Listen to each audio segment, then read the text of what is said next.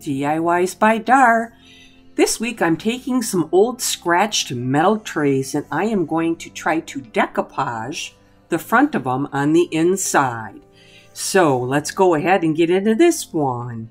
Here are the trays. There are a couple aluminum trays I thrifted for a couple dollars a piece. And the first thing that I'm going to do is make some templates for my decoupage. And I think the easiest way for me to make templates, I have some really thin craft paper. I will put it inside and just use my fingernail and go around and try to hold it as still as you can and make a crease in the paper. So when you turn it over, you can see pretty well where you need to take your scissors and go ahead and cut that all the way around, and then you have a perfect template. So next, I'm going to get my paper, my Made by Marley paper, and this is fantastic paper. I am a brand ambassador for Belle at Made by Marley, and you can follow them on Instagram, Facebook, and YouTube. And if you want to get a hold of some of their paper, there are stockists in the US. And also, she is out of Scotland, so it's made by marley.uk.co. So I have my first piece cut out, and I am going to try and use just one piece to do both these trays. When I set this piece in here, I could see it just went up a little bit high, and that is going to leave little creases at the top. So I use the same method and just run my fingernail along there and give that another trim cut. So when it's laying in there, I don't have anything running up the side, causing any small little puckers around the outside edge. So we're good to go on that piece. Now the second piece, I'm trying to get the little bee that's on there in a good position. So I just take a pencil and lightly mark where I need to cut on the outside of this to start where I want this pattern to lay. And there is the first piece. I have that in there. And I need to try to come up with something with the other two pieces that is going to fill that void right there on the side. So these are the only two pieces I have left. So I'm going to put them in position and do the same creasing method and trim those. And what you have to pay attention to when you do something like this is how are these papers going to lay one on top of the other. You need to remember which way you want them because it can make a difference in how your pattern comes out and how you glue them down, and if you leave an edge up or not, so you can slide a piece underneath it and then put it back over the top. So you have to think about that one just a little bit. So here is my pattern, and I am going to have to hand paint this to get this to match up. Now I have some clean metal primer, and I'm going to go ahead and spray these trays, both sides, 2 coats, and get them ready for the next process. But while they're drying, I thought, why not do this glass vase? It had a little bit of a chip in the top. So I thought, I'm going to go ahead and try this. I used some Slick Stick, which has always been a really good base primer for me for any type of glass or ceramic to put paint over the top and make different creations. But it did not work so well with the decoupage paper, and you'll see why in a minute. And I think this is why I ended up with so many wrinkles in this poor vase. I made a template of the side, just measured it out and made a little cardboard template. And I have the paper upside down, and I am marking where I want to cut it out. And I need 4 pieces, of course, 4 sides. And the pattern was good and followed in consecutive order, except for the last one. I had to turn it upside down because that kind of goes in a little bit of an angle. That's why you can't wrap it all the way around. Now, if you see your Mod Podge glue looking like this, time to throw it away and just get out a new jar, because that's going to create nothing but problems. So I got the first piece on. I was going to put glue under, and oh, there you see my problem. I've never had that lift before with anything, but I've never put that down and tried to put decoupage paper over the top of it. So I just had to go with it, and that's the first part of my terrible, awful week. I believe doing this, putting that on the base, made the paper really, really just wrinkle up. So I'm getting my matte Mod Podge with a soft brush over the top of this and a even layer, and I just make sure it's nice and smooth, no lumps, no bumps. Smooth that down nice for yourself. Make sure you have glue over the entire piece. And I'm ready to take that paper and line it up at the top and work my way down. And you can either use your hand, your fingers, or get a soft cloth and use that. I just kind of go slow and gentle. You have to take your time when you're decoupaging. And the last is going to be taking that brush and making sure I have enough glue under all the edges, because these are all free cut edges. So along the sides and the bottom and the top, and make sure you have them stuck down well. So here we are, it's wrinkling, and that's just the way that this one is going to be, because hey, I meant it to be that way, right? I'm back to my platters, and I have some Annie Sloan paint in Amsterdam green. And this is a water-based chalk paint. And I like this paint really well on my chair, but not so much on these trays. The paint was starting to get a little thick on me, so I was having to take and spray my brush every time I wanted to put a few strokes on, just to loosen that paint up. I could feel that brush sticking, and it just didn't go over very good. So I needed to add some water to loosen it up a bit to get it to flow over the top. So we have 2 coats on the back. I'm going to let that dry and get both the trays completed, let them dry, and I'm going to spray the backs and get them done before I turn them over to work on the front.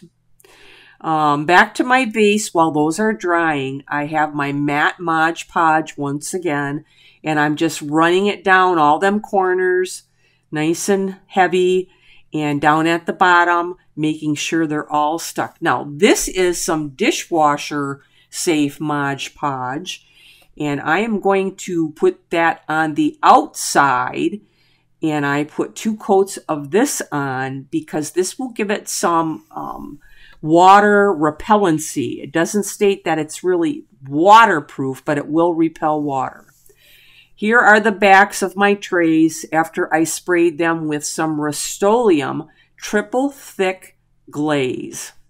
And I am to the inside of the trays now, and I am just going to paint around in a small area just where the decoupage paper is going to lay, because I don't want to have to try to cut that in around the paper. So this will just help bridge that gap a bit. Here's the vase. It's all done. You can see it's really super shiny. So that dishwasher safe is a high gloss Mod Podge, but it's pretty durable. It feels really good. I have some Tite Bond and my glue gun. Remember I said there was a little crack at the top of this? Well, I wanted to put some rope, and I used half the Tite Bond on 1/2 of that small area, and I just applied it with that stick, and then my glue gun on the other side, because you're not going to get one to stick over the top of the other, really. So I just put them side by side and pull that rope straight, and then you get that instant tack, and then that Tite Bond will do its thing afterwards when it dries. In the end, when I cut that, I just put a little hot glue on the end and twirl it a bit and make it more like a point so it can't unravel. and then just stick that down with the same process, and that is completed. Now I have my matte Mod Podge again, and I am ready to put my decoupage paper down on the inside of these trays. So I'm going to get this laid out with the soft brush, making sure I have the glue all over the whole piece. And when I'm ready to go, I go over it one more time, just making sure everything is smooth with no lumps or bumps or any chunks in there. And then I am ready to lay that paper down. And starting at one end, just take it slow, trying to line that up where I want it. And I have my soft cloth, and I'm going to slowly set that down and go as straight as possible and remove them wrinkles up the center and out to the side, slowly all the way up to the top. And hopefully I can get this on without any wrinkles in it, because I want these to look really nice. A wrinkle on the front of this tray is really going to show up. So I was pretty happy. It came out really well. I think I had one tiny little wrinkle, but you couldn't see it because it was right by the bug's wing.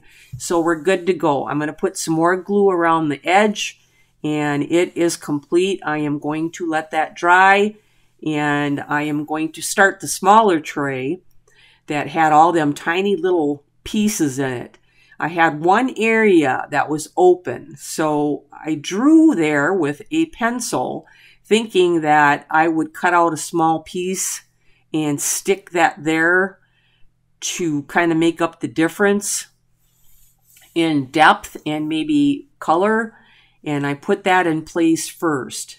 So it will be a miracle if I can get all of these glued down and not have a problem and get them straight. So let's go ahead and give it a try. So here's where you have to remember, which piece do I want to put down first, because the other piece is going to go over the top of it. So going slowly and using a cloth just from one side to the other, and slowly put that down and making sure I have glue underneath all the sides. And here comes my second piece, trying to line that up and line it up with the piece above it and let that settle down, and making sure that I put some glue underneath that lip that is going over the top of that other piece of paper. I was having a little fun, but I did get it down without any wrinkles, so I'm happy about that. But I can already see my little added piece did not cover the area that I wanted. And my last piece, going to be the most crucial piece, because this one really has to be lined up.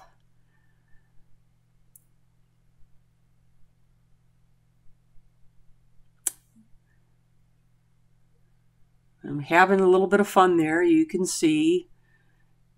And I'm still able to pull it up a bit and start laying it down. And when I'm ready, I take my cloth and I start rubbing it again in one direction, trying to get all them wrinkles out.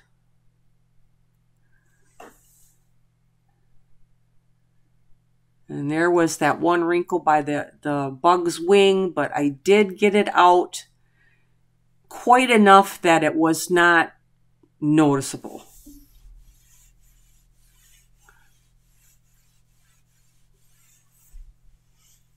So there it is, and you can see the painting that I am going to have to do on this piece to blend it in and take care of that blank area that was in there in the middle. But I only used one piece of the decoupage paper to complete these two platters, and one piece of decoupage paper for the vase. And usually they are sent in a package with 3 sheets that are very complementary to each other in the design. And I painted some of it. You can see it's not looking bad, but there's still that drastic line right there. So I'm going to pull grass up over the top of it and just try to blend that edge in a little bit more so it's not quite as noticeable. And in the end, it looks pretty good, I think. So the next move with this is going to be painting the outside edge with the same green colored paint. And I needed water in this paint. It was getting a little bit thick on me to get this all the way around. They are completed, and when they dry, I'm going to put some Mod Podge over the top of the face, and then I'm going to seal it all. Now, remember, this is what those trays looked like when I started, and here they are at completion.